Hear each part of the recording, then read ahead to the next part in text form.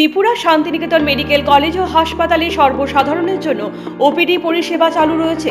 হাসপাতালের ওপিডি বিভাগে সাধারণ মানুষকে সুলভে উন্নত চিকিৎসা পরিষেবা দেওয়া হচ্ছে।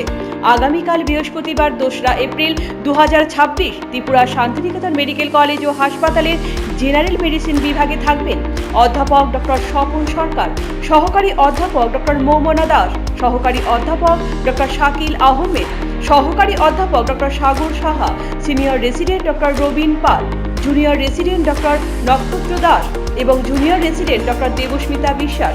অর্থোপেডিক্স ওপিডিতে থাকবেন অধ্যাপক ডক্টর ভূপেশ সিং এবং junior resident doctor Nabarun Debnath. শিশু বিভাগে থাকবেন অধ্যাপক ডক্টর তাপস ঘোষ, সহকারী অধ্যাপক doctor Swapna Sinha, senior resident doctor Olivia Dasgupta এবং সিনিয়র রেসিডেন্ট ডক্টর অনুভব ঘোষ। প্রসূতি ও স্ত্রী বিভাগের ওপিডিতে থাকবেন সহকারী অধ্যাপক ডক্টর মোহিত কমল কুমার জৈন।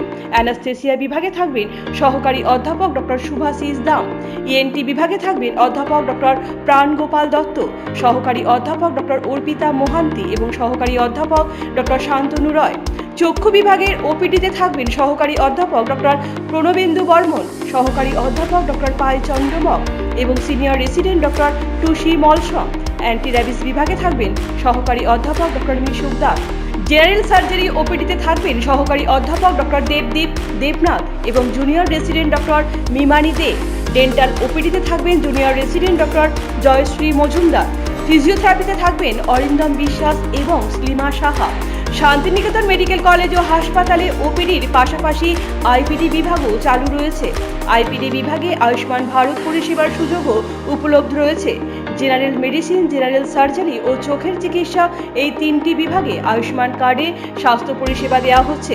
আপনার স্বাস্থ্য আমাদের দায়িত্ব।